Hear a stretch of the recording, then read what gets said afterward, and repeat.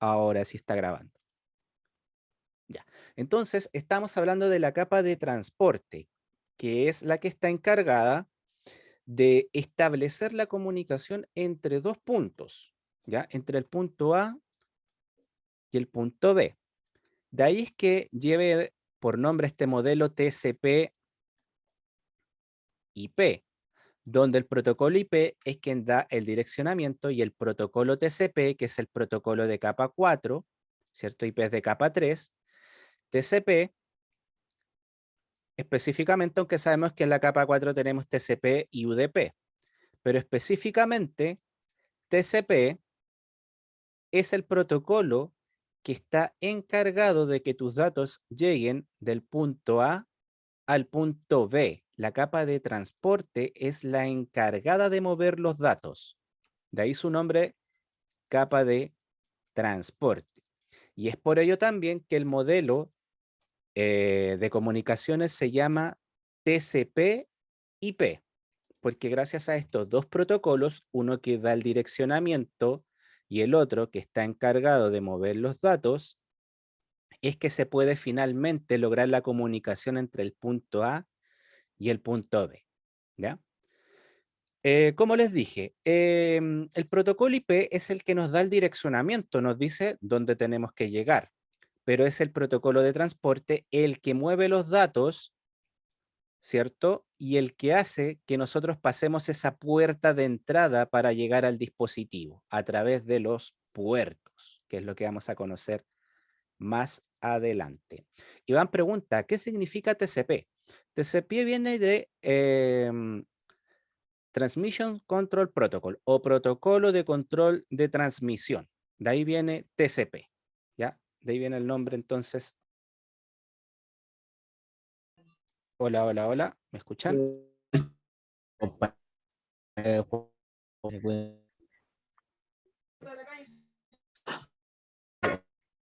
Hola, ahí estoy de vuelta. ¿Me confirman por chat si están escuchando, chicos, chicas? Sí, profesor. Ya. Sigamos entonces, hay un pequeño corte. Va a estar un poquito así la clase, como les dije, un poquito intermitente por este corte de luz que hubo, ¿ya?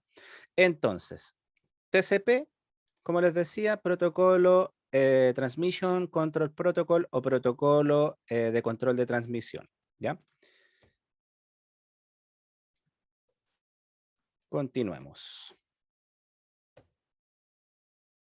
Entonces, cada protocolo trabaja con algo llamado puerto, que como su nombre lo dice, es muy similar, imagínense al puerto donde atracan los barcos, o también hago mucho esta comparación, no sé si se han fijado en los supermercados, en la parte posterior de los supermercados, que hay una especie de como entradas, de esta manera donde llegan los camiones y descargan su contenido.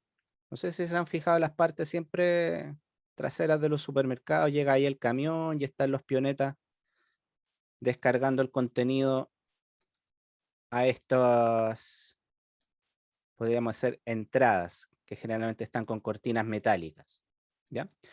Imagínense, eso mismo ocurre en nuestros dispositivos. Los dispositivos trabajan con puertos, que es donde se recepcionan los datos, ¿ya? Y los puertos nosotros los encontramos en la capa de transporte, ¿ya? Aparte de encontrar el protocolo TCP/IP, perdón, el protocolo TCP o UDP, encontramos los puertos. No, Iván, no Iván dice, esa analogía se refiere a los puertos donde va el cable de red, por ejemplo. No, Iván. Cuando hablamos de puerto, el puerto es verlo desde la parte lógica, donde son recepcionados los datos. Recuerda que los datos son segmentados y luego multiplexados, ¿cierto? Que es cuando nosotros intercalamos datos de distintas aplicaciones, se intercalan, eso se le llama la multiplexación. Luego esos datos se tienen que demultiplexar, o sea, seleccionar, ¿cierto? Agrupar y enviarse a la aplicación correspondiente. Pero ¿cómo se sabe a qué aplicación corresponde cada dato? Es a través de los puertos, ¿ya? Cada aplicación trabaja con un puerto. Esa es la analogía, veámoslo como más por el lado de recepción de los datos, pero no lo confundas con el puerto Ethernet, por ejemplo, o un puerto de fibra, que eso es parte de la capa física. Ya la capa de transporte es donde se recepcionan los datos, para no hacer esa confusión. ¿Ya? Y este es el punto que te explicaba, porque nosotros los datos sabemos que se deben segmentar, que es dividir un dato, ¿cierto? Cuando nosotros generamos datos de páginas web, o de un chat, o de voz sobre IP, o de televisión sobre IP, se van generando distintos tipos de datos que son segmentados. Y esos datos, al ser segmentados, ¿cierto? Se van intercalando o multiplexando en un mismo medio. Nosotros, por ejemplo, no abrimos solamente una página web cuando estamos navegando regularmente. A veces tenemos 5 pestañas abiertas, 10 pestañas abiertas. Entonces, ¿cómo sabe el sistema a cuál pestaña, por ejemplo, corresponde la información que viene llegando? Eso también es a través de los puertos. Los puertos nos ayudan a identificar, por ejemplo, a qué pestaña corresponde la información que yo estoy descargando de Internet, o a qué, por ejemplo, aparato va dirigido un dato en específico. ¿Ya? Entonces, un puerto generalmente está asociado a una aplicación, por lo general. Entonces, así como les explicaba, es como la multiplexación, ¿cierto? La demultiplexación, cuando agrupa ya los datos, sabe a qué aplicación tiene que enviar esos datos que se agruparon. Si es a una transmisión de video, a una llamada IP, a una página web en específica o a otra, a un chat o a un correo. ¿Ya? Los puertos son los que ayudan a identificar a qué aplicación va el dato. Joaquín, pregunta. Se me vaya, ¿qué está hablando? Chicos, y Joaquín, le voy a pedir que si me pueden hacer la pregunta a través del chat, ya porque lo escucho muy mal por el micrófono.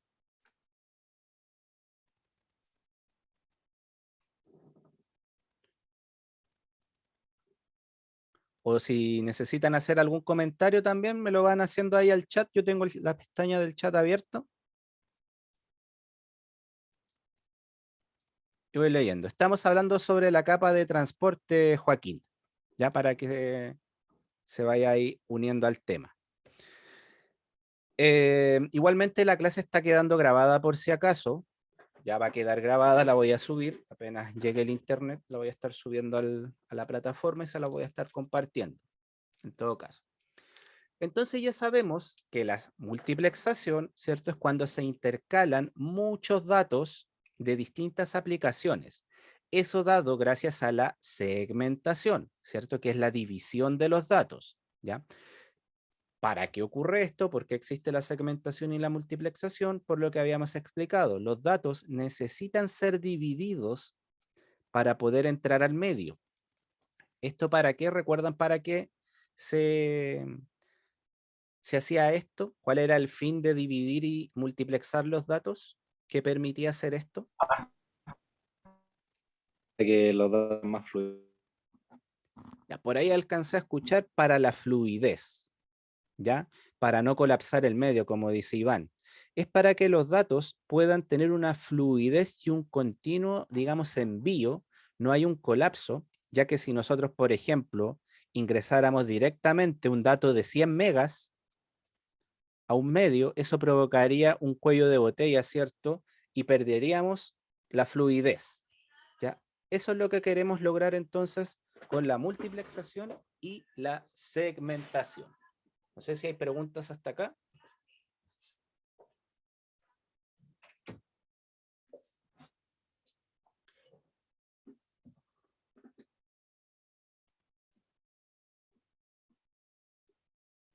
Bueno, en un punto que aparece abajo dice la verificación de errores. ¿Eso en qué capa se hacía? ¿Quién lo recuerda?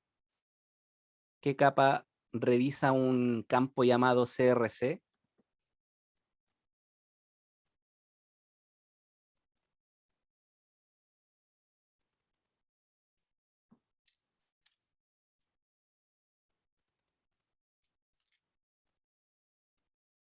¿Qué capa revisaba el CRC? ¿Quién lo recuerda?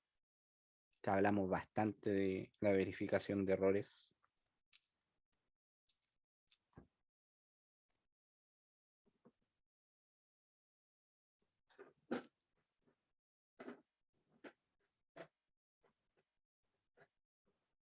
el campo CRC.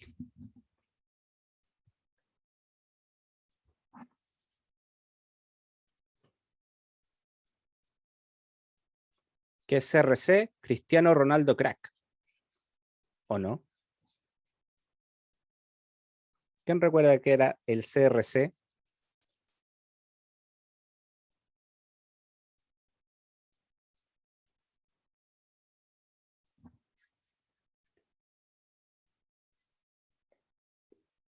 Ya, la capa de enlace de datos o la capa 2, ¿ya? En la trama encontramos un campo llamado CRC, ya que lo hablamos largamente en clase, lo repetimos mucho, veo que ahí no ha habido mucho repaso de su parte. Este campo está ahí para hacer una verificación a través de un cálculo matemático, ¿ya? Ahí don Joaquín tiene la definición que es control de redundancia cíclica.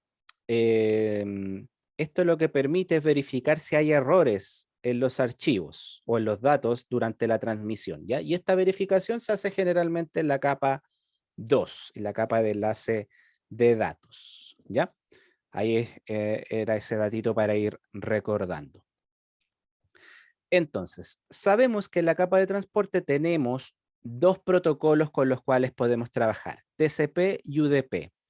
TCP, ¿para qué tipo de transmisión era recomendado utilizar o en qué tipo de transmisiones se utiliza TCP?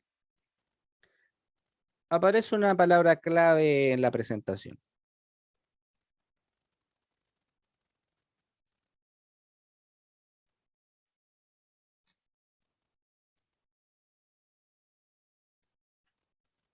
Don Amaro de Hojas dice cuando necesito una conexión de tipo segura. Segura en el sentido, no en el sentido de que no vayan a ver mis datos, ¿cierto? O en el sentido de ciberseguridad, sino que segura en el sentido de que mis datos tienen que llegar completamente al destino.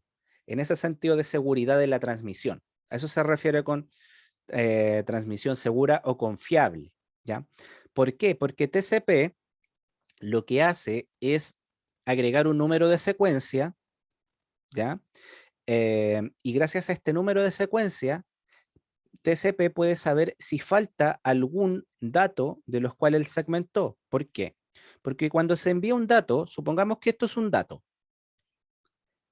TCP primero lo segmenta, lo separa en pedacitos más chiquitos, ¿cierto? El proceso de la segmentación para que estos puedan ser introducidos al medio. Pero al segmentarlos, TCP le pone un número llamado número de secuencia. ¿Para qué, para qué creen que es este número? Identificarlo después de la indexación.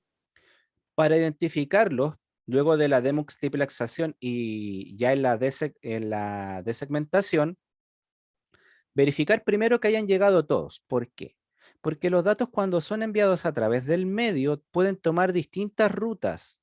El segmento 1 se puede ir por otro lado, el 2 por otro, el 3 por otro lado, el 4 quizás por el mismo que el 1. Y estos datos no necesariamente van a llegar en el mismo orden. Puede que llegue primero el 4, después el 2, luego el 6, luego el dato 5, luego el dato 1. ¿Ya? Entonces TCP, gracias al número de secuencia, primero puede rearmar el dato como corresponde. A través de su número de secuencia lo va a reordenar.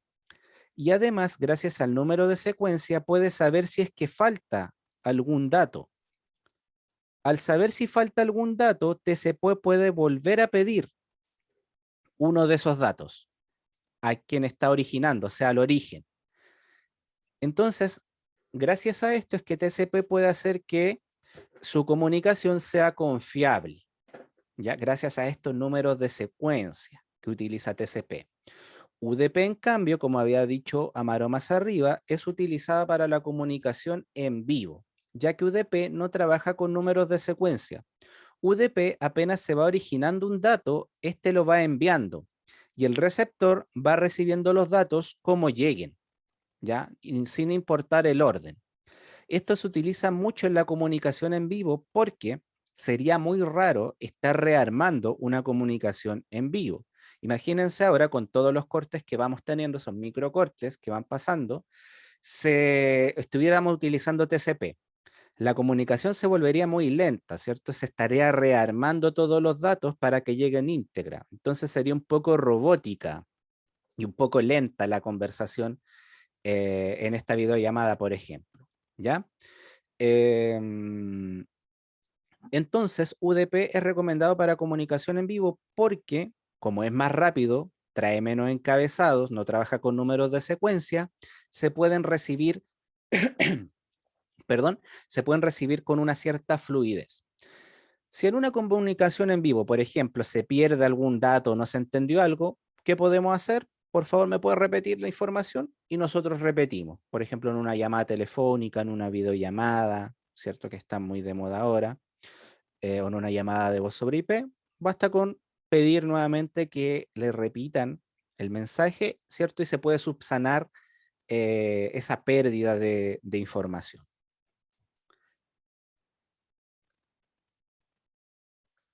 Listo. No se preocupe, don Matías, estamos todos con percance porque hubo cortes de luz en varios sectores. De hecho, yo estoy con corte de luz en mi casa en este minuto. Ya estoy con internet móvil, así que por eso puede haber algunos cortecitos. Ya, profe, gracias. Perdón por el atraso. Sí, eso sí, chicos, les repito, ojalá cualquier pregunta, duda, comentario a través del chat, porque lo escucho muy mal a través de sus micrófonos, se escucha muy cortado. Bien, si van teniendo preguntas, ustedes me las van haciendo, ya no hay problema. Yo estoy ahí atento al chat. Entonces, TCP dice, la función del protocolo de transporte TCP es similar al envío de paquetes de los que se hace un seguimiento de origen a destino. Si se divide un pedido de envío en varios paquetes, o sea, imaginándose, por ejemplo, que se está enviando un paquete, no sé, en Chile Express o compró algo por Mercado Libre, qué sé yo. Si se divide un pedido en varios paquetes, el cliente puede revisar en línea el orden de la entrega, ¿cierto? A veces nos entregan un número de seguimiento y nosotros podemos ir viendo ahí cómo, dónde va nuestro paquete, en qué lado, etc. Dice, con TCP hay 3 operaciones básicas de confiabilidad, ¿ya? O sea, hay 3 puntos que son básicos para la confiabilidad. ¿Cuáles son? El que ya habíamos hablado, la numeración y seguimiento de los segmentos de datos transmitidos a un host específico desde una aplicación específica. O sea, TCP trabaja con un número que es llamado número de secuencia. Ya, ese es el primer punto con el cual trabaja TCP para la confiabilidad. El segundo punto es el reconocimiento de los datos recibidos. ¿Cómo es eso? Cuando yo estoy transmitiendo de A a B, ¿cierto? Estoy transmitiendo muchos datos segmentados, muchos datitos segmentados, ¿cierto? Con sus números de secuencia. Ahí va el dato 1, el dato 2, el dato 3, qué sé yo. Pero TCP, además de trabajar con los números de secuencia, trabaja con algo llamado ACK. ¿Qué es el ACK o el Acknowledge? Es también conocido como el acuse de recibo. No sé si han escuchado o han leído a veces que yo les respondo los correos y dice acuso recibo. El acuso de recibo es un avisar que lo que me enviaste llegó. ¿Qué es eso? ¿O cómo se explicaría eso? Supongamos, el punto A envió un datito y el punto B lo tenía que recibir, el dato 1. ¿Qué hace el dato B? Perdón, el punto B le responde a A con un ACK o un acknowledge o un acuse de recibo en español. Le responde y ¿qué le responde? Le dice a me llegó tu paquete 1 o llegó el paquete 1, me ha llegado. Con eso, el punto de origen sabe que ese paquete ha llegado. O sea, es otro punto para la confiabilidad, que el otro extremo le está avisando que le están llegando sus paquetes.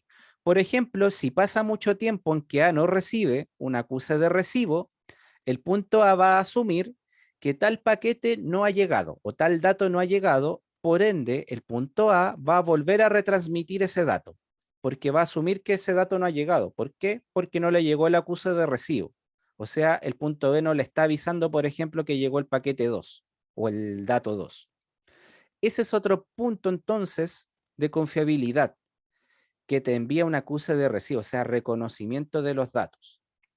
Y retransmisión de los datos sin reconocimiento después de un tiempo determinado, que es lo que les acabo de explicar. ¿Qué pasa si no me responden en un tiempo determinado? ¿Qué pasa si, no sé, el punto A y el punto B se pusieron de acuerdo que en 30 segundos, si no llega un acuse de recibo, el punto A va a retransmitir, va a volver a enviar un paquete o un dato, ¿ya? Entonces, estos 3 puntos hacen que TCP sea, o 3 operaciones básicas, hacen la confiabilidad del protocolo TCP. Habíamos dicho número de secuencia, reconocimiento de los datos y envío de datos si en un tiempo determinado no hay un acuse de recibo. ¿Ya? Eso es lo que hace la confiabilidad de TCP. Si hay preguntas, por favor, me las van dejando ahí al chat. Iván Morales dice, ¿qué determina el tiempo que espera el punto de destino para que llegue el acuso de recibo? El tiempo no va a depender, Iván, del tipo de transmisión que esté haciendo, el tipo de programa con el cual esté trabajando, ya que eso va dentro de la misma programación de cada aplicación, ¿ya? En los tiempos de acuerdo entre el punto A y el punto B, ¿ya? Eso va dentro de la misma programación, cada programa o cada, digamos, aplicación tiene eso predefinido, ya los tiempos de espera, y también eso se pone de acuerdo entre el punto A y el punto B, ¿ya? Se van definiendo esos puntos. Bien, si tienen más preguntas me las dejan por favor en el chat sin ninguna vergüenza, sin ningún compromiso a nada, ¿ya? Para que no se asuste. UDP, dice, UDP proporciona las funciones básicas para entregar segmentos de datos entre las aplicaciones adecuadas con muy poca sobrecarga y revisión de datos. ¿Ya? ¿A qué se referirá eso? Lo vamos a analizar. Dice, UDP se conoce como un protocolo de entrega de máximo esfuerzo. En el contexto de redes, la entrega de máximo esfuerzo se denomina poco confiable. O sea, cuando usted escucha que algo en redes es de máximo esfuerzo, en verdad lo que le están diciendo es que es poco confiable, porque no hay reconocimiento que indique que los datos se recibieron en el destino. Con UDP no existen procesos de capa de transporte que informen al emisor si la entrega se realizó correctamente. Entonces, entendiendo lo que nos acaban de informar o la información que acaba de aparecer, UDP no trabaja con número de secuencia y no trabaja con reconocimiento de datos, o sea, no trabaja con acuse de recibo.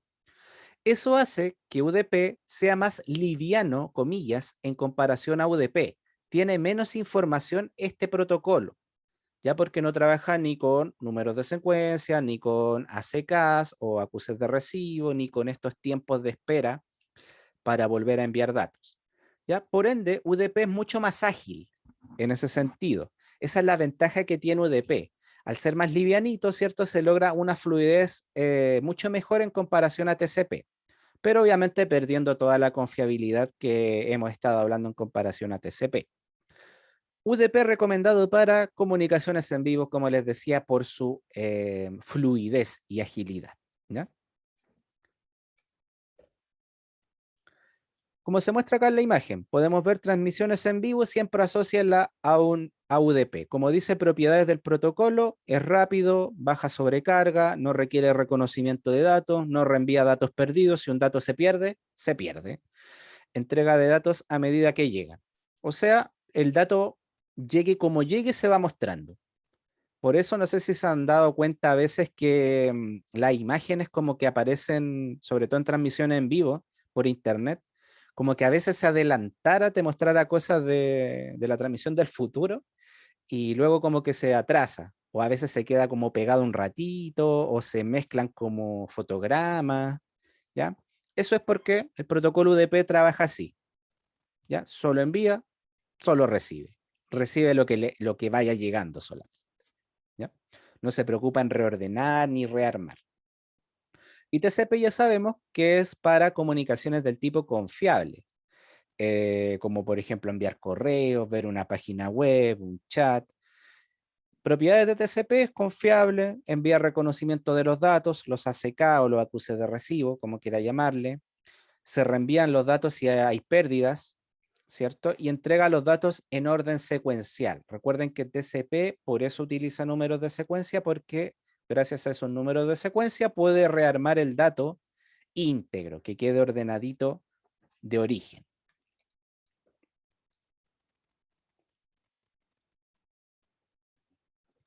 Bien, TCP, como les Esta es la decía, pregunta. ¿sí? Si puede la pregunta, hágamela por chat, ya que el micrófono no lo escucho muy mal. Bueno, Por eso les digo, si van teniendo preguntas, bueno, vayan escribiéndomela en el chat y yo las voy leyendo igual. ¿Ya? Aunque sea una pregunta atrasada, yo se la respondo igual, no hay problema. Bien, entonces TCP trabaja con el establecimiento de una sesión, garantiza que la aplicación está lista para recibir datos, ya o sea, digamos, TCP lo que abre es casi como abrir un túnel entre el punto A y el punto B. Antes de empezar a transmitir, TCP primero se pone de acuerdo con el punto B. Le dice, oye, te voy a empezar a enviar datos. Y el punto B le dice, perfecto, envíame los datos, estoy preparado. Entonces se ponen de acuerdo.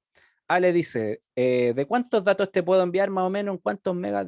B le puede decir, pucha, envíame de 750 kilobytes para no estresarme con tantos datos.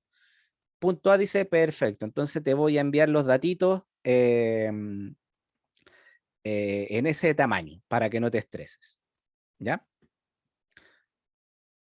Entonces, ¿cómo está dividido eso que le acabo de explicar? En el establecimiento de una sesión, que es el ponerse de acuerdo con el otro punto, ya que eso se llama saludo de tres vías, que lo vamos a ver.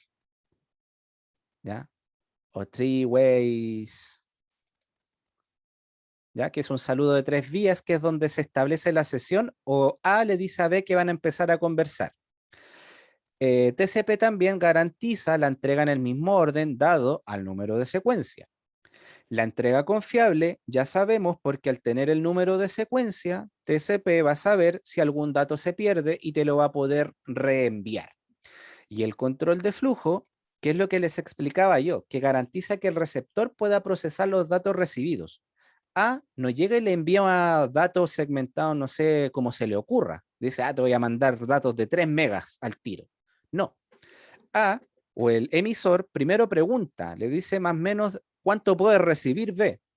Y ahí B le va a decir, pucha, puedo recibir envíame, no sé, de 500 kilobytes los segmentos para poder procesártelos bien. ¿Ya?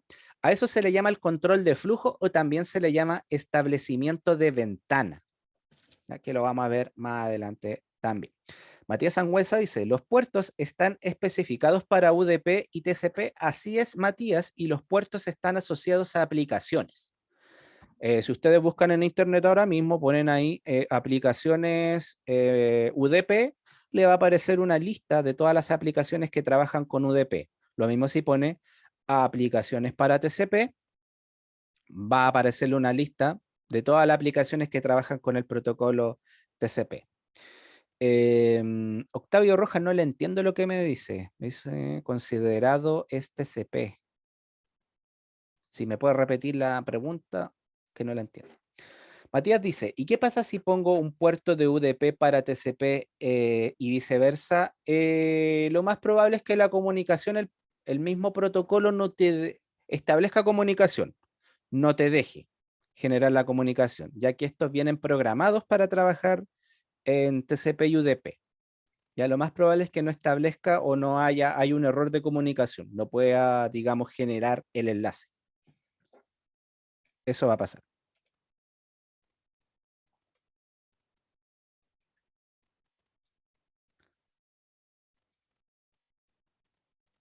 Bueno, esto ya lo habíamos explicado. Acá tenemos el producto, ¿cierto? El producto que genera la capa de transporte se llama segmento si es TCP y datagrama si es UDP. ¿ya? La PDU, ¿cierto? Que es este producto que genera cada una de las capas. El segmento encapsula, ¿qué cosa? Encapsula los datos que vienen desde la capa superiores, que serían presentación, sesión y aplicación, ¿cierto? Y también desencapsula los datos que vienen desde la capa de red, ¿ya? O los paquetes. Entonces acá tenemos un ejemplo de todos los campos que utiliza un segmento. En un segmento podemos encontrar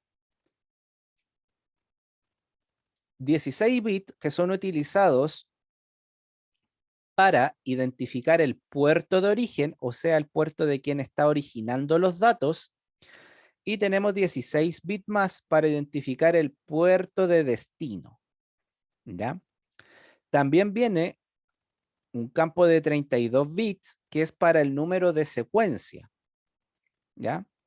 También tenemos un número de reconocimiento que es para los ACK. ACK y este es el sequence. Le vamos a poner ahí sec. Bueno, tenemos acá la ventana, que es otro importante, que nos indica cuántos datos podemos transmitir desde un emisor a un receptor. Esta es la ventana, son los datos que le había dicho que se ponen de acuerdo. Y otros datos importantes acá sería este de urgente, que es para declarar si el segmento lleva una cierta urgencia en su transmisión, como por ejemplo, muy similar a lo que trabajaríamos en QoS, o Quality of Service. Iván dice, ¿puede repetir las PDU, por favor? Claro que sí. La PDU para una, la PDU sí, para el protocolo TCP se llama segmento. PDU para TCP, segmento. PDU para UDP, datagrama. ¿Ya? Si es una transmisión de tipo TCP, entonces la PDU sería un segmento. Si es una transmisión de tipo UDP, sería datagrama. ¿Ya? Segmento o datagrama. Esos son los dos nombres que puede tomar entonces la PDU dependiendo del protocolo. Bien, entonces, íbamos en longitud del encabezado, conocido como desplazamiento de datos, indica la longitud o el tamaño del segmento TCP. El reservado dice, es un espacio que está reservado para el futuro, para pruebas de laboratorio, qué sé yo, para nuevas mejoras que se quieran a lo mejor generar en el protocolo, está reservado este espacio, por eso su nombre. Bit de control dice, incluye códigos de bit o marcadores que indican el propósito y la función del segmento datagrama. Más que nada es como un identificador para que se entienda de lo que lleva. Bueno, el tamaño de la ventana ya lo explicamos, la cantidad de bits que puede transmitir por vez para el receptor para no sobrecargarlo. El checksum, muy similar, el checksum es muy similar a lo que tenemos en la capa 2 llamado CRC, Cristiano Ronaldo Crack, ¿cierto? Checksum de 16 bits se utiliza para la verificación de errores en el encabezado y los datos del segmento, pero a nivel de segmento, ¿ya?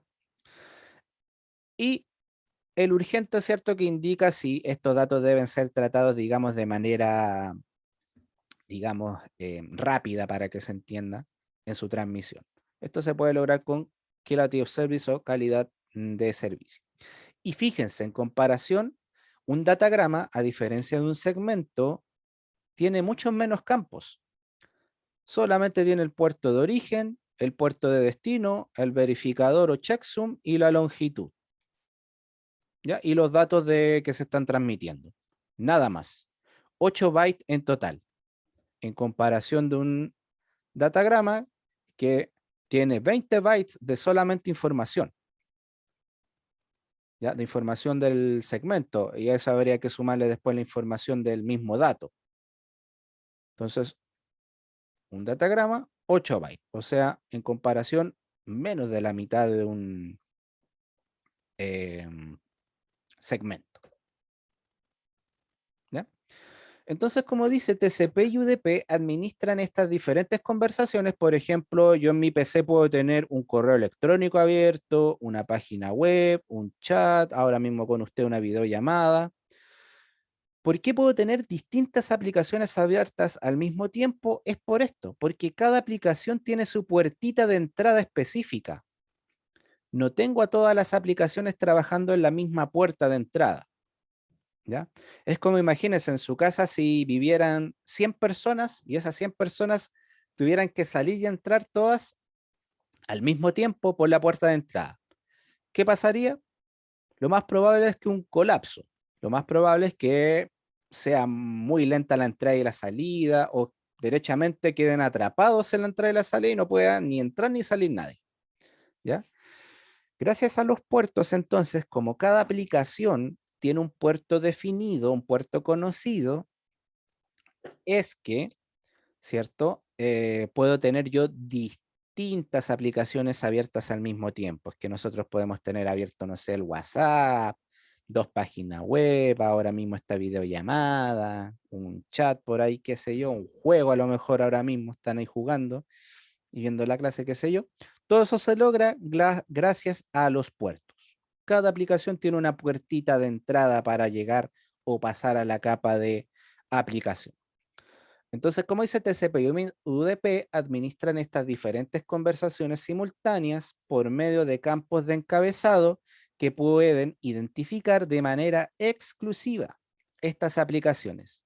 Estos identificadores únicos son números de puerto. Ya, gracias a los puertos entonces es que nosotros podemos tener 10 pestañas abiertas al mismo tiempo sin ningún problema. Bien, si van teniendo preguntas, ya saben, las puede ir dejando a través del chat.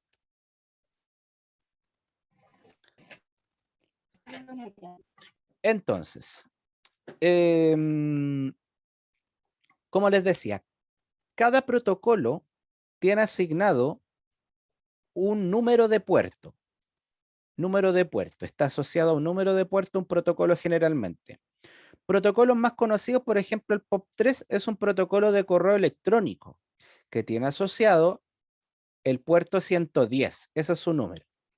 HTTP, que es el protocolo web, también uno de los protocolos más usados y conocidos, tiene asociado a él el puerto 80, ¿ya? Y, por ejemplo, acá tenemos un chat de internet, el ICR creo que se llama este chat, utilizaba el puerto 531 antiguamente, ¿ya? Por eso dice que los datos de las distintas aplicaciones se dirigen a la aplicación correcta, ya que cada aplicación tiene un número de puerto único. Es como imagínense en su casa que estas 100 personas, en vez de entrar todas por una puerta, cada una va a tener asignada una puerta específica dependiendo del número por el cual desee entrar o necesite entrar. ¿Ya? Vamos a... Ahí está la pantalla de nuevo.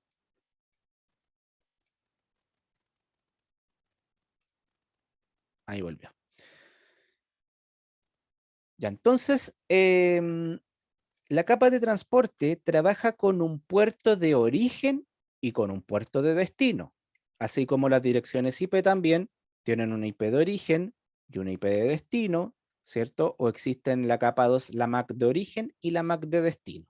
Ya en la capa de transporte también tenemos un puerto que está originando datos y un puerto en el cual se van a recibir datos, ¿ya? Iván Morales dice, cuando uno entrega a Gmail aparece HTTP y no POP, ¿por qué? Lo que pasa, Iván, es que tú abres el administrador de correo o la página o la interfaz de correo, para que se entienda, tú la abres a través de un navegador web. Pero el protocolo que está encargado de enviar el correo y recibirlo es el protocolo, puede ser el protocolo SMTP o POP3, por ejemplo. Esos son los protocolos que están encargados de enviar y de recibir los correos, ¿ya? Cuando tú ingresas a Gmail, por ejemplo, tú estás entrando a la interfaz para administrar tus correos, que es a través de un navegador web. Pero el protocolo, cuando tú pones enviar el correo, el protocolo que mueve el correo es POP o SMTP. Eso pasa, Iván. Esa sería la explicación. Entonces, volviendo a esto, el puerto de origen como dice ahí, el número de puerto de origen es generado de manera dinámica por el dispositivo emisor para identificar una conversación entre dos dispositivos. Este proceso, permite establecer varias conversaciones simultáneamente. Resulta habitual para un dispositivo enviar varias solicitudes de HTTP a un servidor web al mismo tiempo. El seguimiento de cada conversación HTTP por separado se basa en los puertos de origen. Nuestro dispositivo, nuestro PC, tiene un rango de puertos, más específicamente, bueno, en total son 65.536 puertos que están disponibles, ¿ya? Pero en nuestro PC tiene un rango de puertos que se llaman puertos aleatorios, que genera nuestro equipo, nuestro sistema operativo. El puerto de origen, generalmente cuando nosotros queremos entrar, por ejemplo, a una página web, el puerto de origen de nosotros no va a ser el puerto 80, ¿ya? No. Nuestro sistema operativo va a generar un puerto aleatorio que está designado, ¿cierto?, por el mismo sistema operativo. Va a sacar uno de estos puertos aleatorios y ese va a ser el puerto de origen. ¿Alguien se podría imaginar por qué nuestro equipo privado tendría que generar un puerto aleatorio? ¿Alguien se imagina por qué?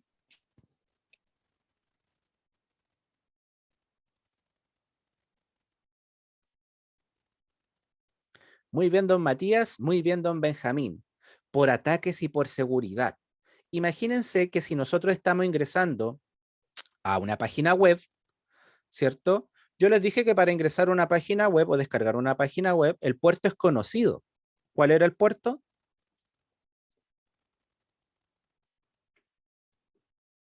Para abrir una página, el 80.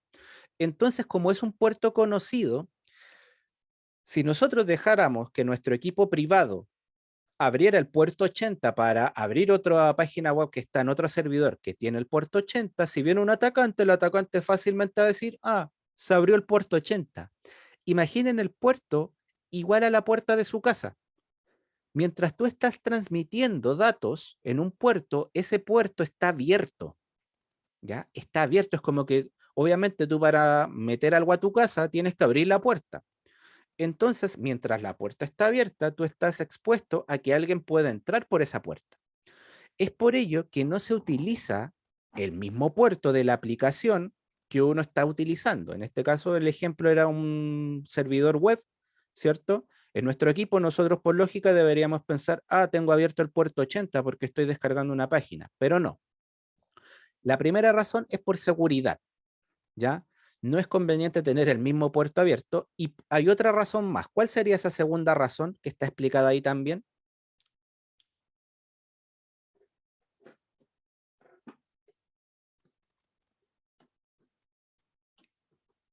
Aparte de la seguridad, ¿cuál sería la otra razón? Muy bien, don Matías, no saturar un puerto, ¿cierto? Si utilizáramos solamente el puerto 80, podríamos ver solamente una página web. Pero sabemos nosotros que podemos ver muchas páginas web al mismo tiempo. Es por ello que nosotros en nuestros equipos utilizamos un rango de puertos aleatorios para abrir las aplicaciones.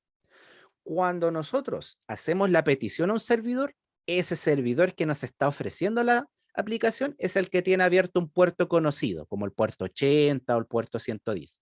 Pero nuestro equipo privado siempre va a tener abierto un puerto aleatorio cuando nosotros estemos haciendo una petición.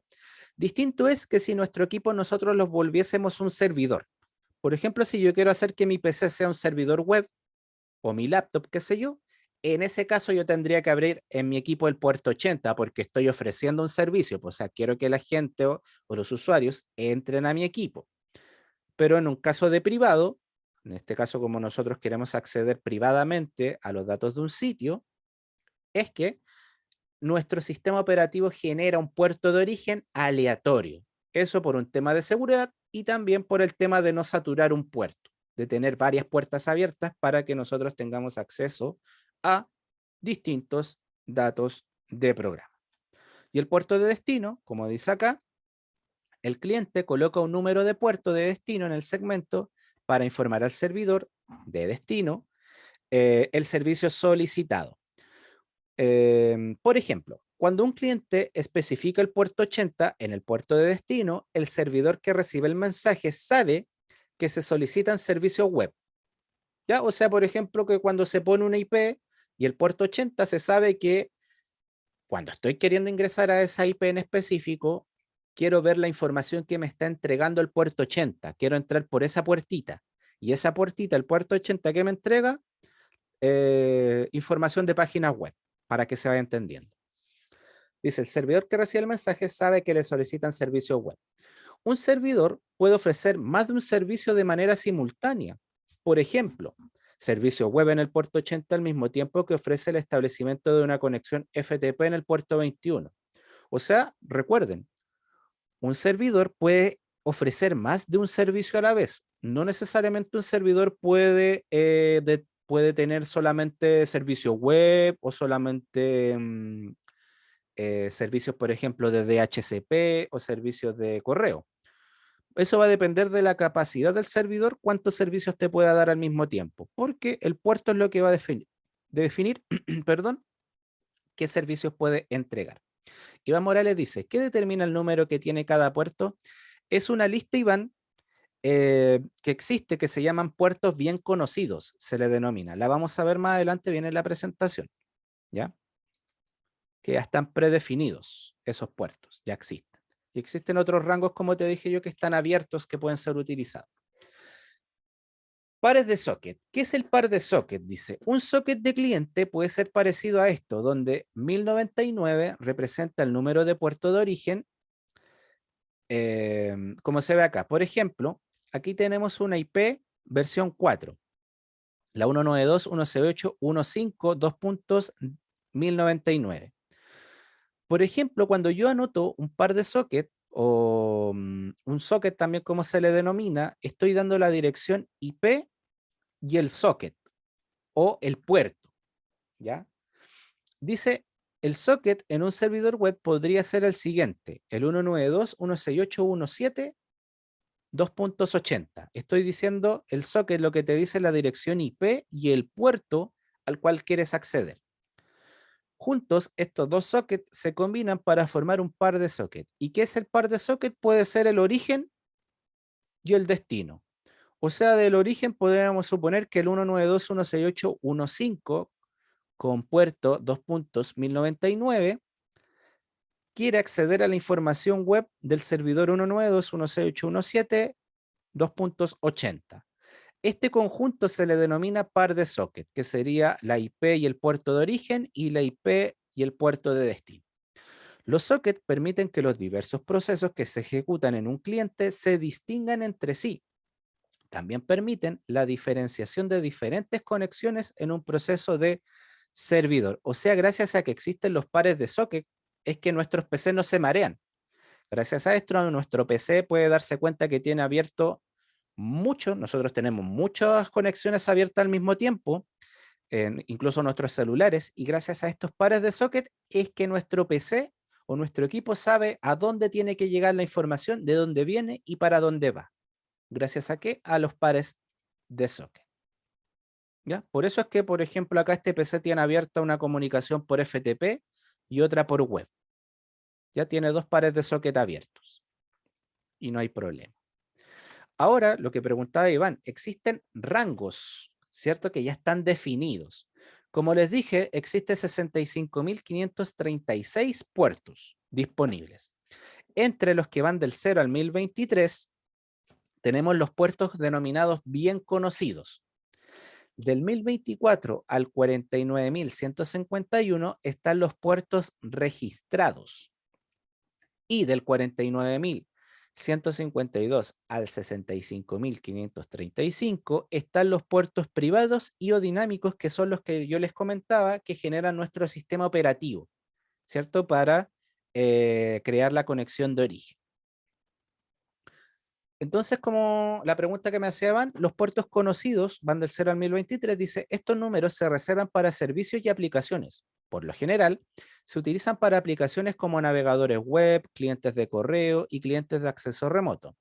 Al definir estos puertos bien conocidos para las aplicaciones de los servidores, las aplicaciones clientes se pueden programar para solicitar una conexión a ese puerto en particular y a su servicio relacionado. Se le llama así porque, por ejemplo, ya está definido que el puerto web o para el protocolo HTTP es el puerto 80. Ya está dentro de los puertos bien conocidos, ¿ya? Y ahí tenemos, por ejemplo, el DHCP, el DNS, el FTP, ¿ya? Algunos de los protocolos ya tienen entonces, o aplicaciones tienen definidos sus números de puertos. Usted basta con que ponga en Google, ponga puertos bien conocidos o puertos conocidos y te va a aparecer toda la lista numerada. Los puertos registrados van del 1024 al 49.151 y es la IANA quien asigna estos números por si tenían alguna duda con respecto a eso. ¿Quién decía qué puertos para qué aplicación? Es IANA. Como dice, asigna estos números de puerto a una entidad que les solicita para utilizar con procesos o aplicaciones específicos.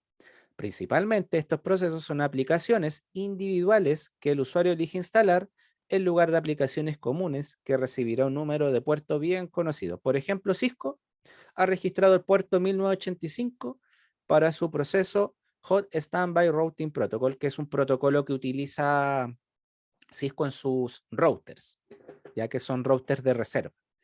Entonces los puertos registrados, las empresas o organizaciones tienen la capacidad de hablar con la IANA y decirle, oye, ¿sabes qué? Quiero registrar este protocolo, esta aplicación en uno de estos puertos disponibles. Y ahí, bueno, tiene que hacer la postulación, ver si se abre alguna chance, ¿cierto? Y puede registrar esta aplicación a este protocolo.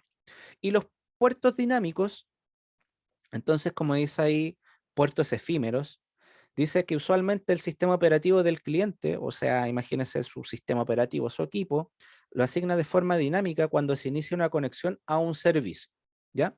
El puerto dinámico se utiliza para identificar la aplicación cliente durante la comunicación.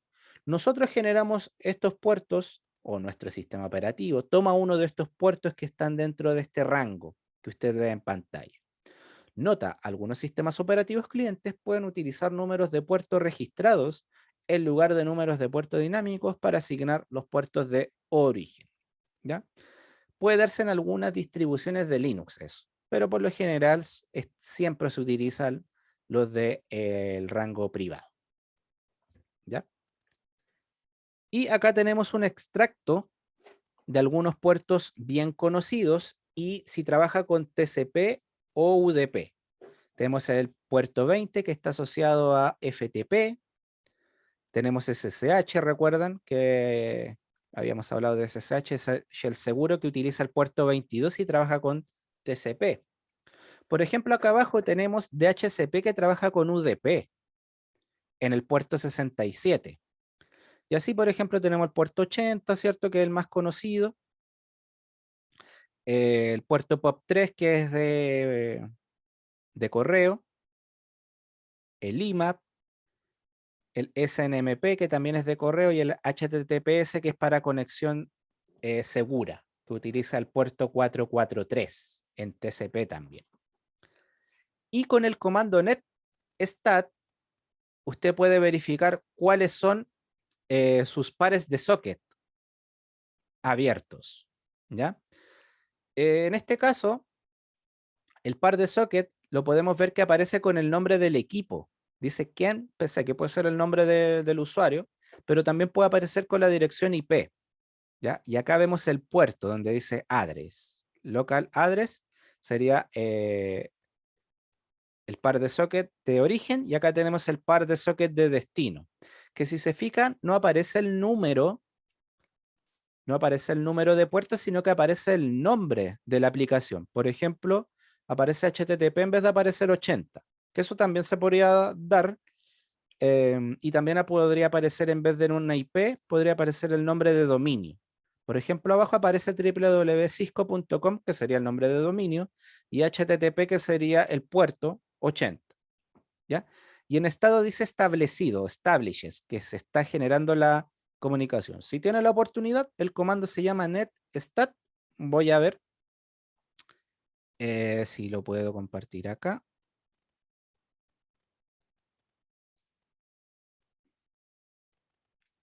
Ahí está. Vamos a poner CMD. Vamos a poner netstat. Veamos que tengo, y ahí están. Entonces mis conexiones, las pueden ver. Ese sería el nombre de mi equipo.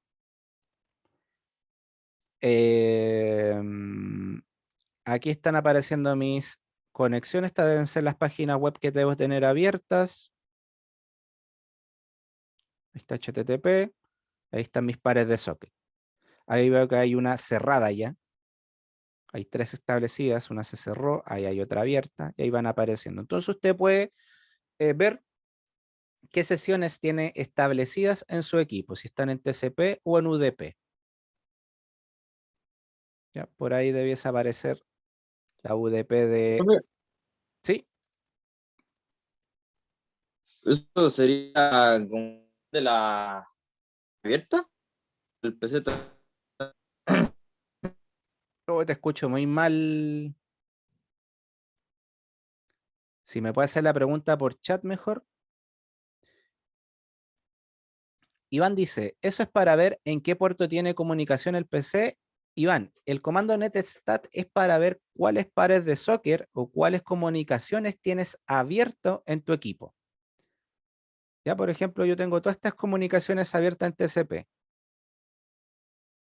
que son a páginas web. Para Linux, creo que es el mismo comando, Matías, si no me equivoco. Debiese tomar. Si no, basta con poner comando equivalente a netstat en Google, lo pillan en 2 segundos. Iván dice, ¿por qué no le dice que está usando UDP si está transmitiendo? Lo que pasa, Iván, es que fíjate, van apareciendo de a poco los establecimientos de sesión y estas son páginas web que yo tengo abiertas. Amaro dice, si no tuviese conexión a internet, ¿sale eso igual? Sí, porque podría tener conexiones internas a mi red local. ¿Ya? De hecho, acá arriba tengo conexiones locales. ¿Ya? Entre el router puede ser o entre mi, esto se llama interfaz virtual a mi interfaz real. O sea, tengo una conexión loopback dentro, interna.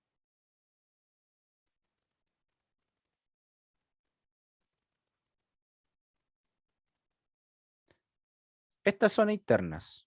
La 127.0.0.1, como habíamos visto, ¿cierto? Esas son las direcciones internas loopback. Entonces está haciendo un establecimiento interno.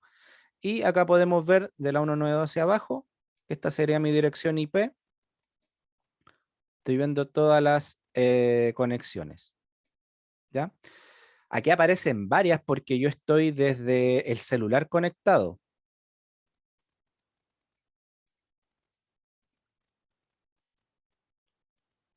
¿Ya?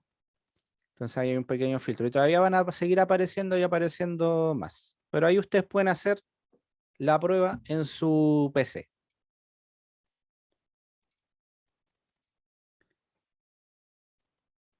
Ya, chicos, y vamos a dejarlo hasta acá porque igual está un poquito cansadora la clase. La vamos a continuar mañana. Vamos a continuar con lo que queda de esto y los que nos quedaría el capítulo 10, que es un poquito más liviano el capítulo 10. ¿Ya? Ahí está. Lo vamos a dejar hasta acá para que no sea tan pesada la clase de la tarde, que ya la voz también me está ahí, se me está desgastando un poquito. Así que con esto cerramos. Establecimiento de conexiones TCP. Como les decía, TCP, antes de comenzar a transmitir, hace una conexión, hace un establecimiento de la conexión. Esto se logra a través de lo que se denomina el saludo de 3 vías. Antes siquiera usted de comenzar a transmitir los datos, el equipo A se pone de acuerdo con el equipo B, pero antes de hacer ese acuerdo, lo primero que hace el equipo A, cuando usted recién hace el clic, cuando hace ese clic, el equipo A le envía un saludo que se llama SYN, que viene de synchronic o de sincronía, ¿ya? También se le conoce como el hola.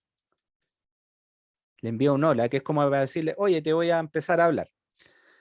El B le responde ese hola con un synhack, que sería un hola acusa de recibo, que sería algo así como, hola, me llegó tu hola.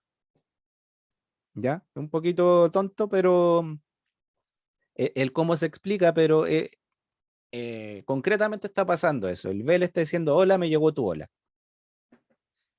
Entonces, cuando A se entera de que a B le llegó su hola, con el synhack, el A dice, perfecto, abramos nuestro túnel de conversación. Y en ese túnel de conversación, ¿qué se ponen de acuerdo? En la ventana, que sería cuántos datos vamos a transmitirnos entre nosotros, y ahí empiezan los números de secuencia a transmitirse, y cada vez que A le envía un dato, B le va respondiendo, ¿cierto? Con un ACK, un acuse de recibo. ¿Ya? Así se establece entonces una comunicación a través del saludo de 3 vías. A le envía un hola, B le dice que recibió ese hola, y A comienza a transmitir. Luego, para cerrar la conversación, cuando A ya no quiere enviar nada más, termina de enviar, le envía un dato llamado fin. Le envía ese fin, el B lo recibe y le envía un hack diciendo que, ok, me llegó tu finalización o tu finisher también. Y además,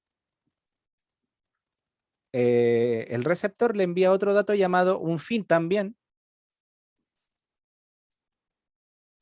Y el A le envía su ACK diciéndole, ok, me llegó tu finalización también, así que quedamos listos, terminamos de transmitir. Y así se finaliza entonces una sesión en TSP. Perdón, TCP, no TSP, TCP, ¿ya? Bien, eso chicos y chicas, no sé si queda alguna pregunta que quieran hacer, alguna duda, algo que agregar, quitar.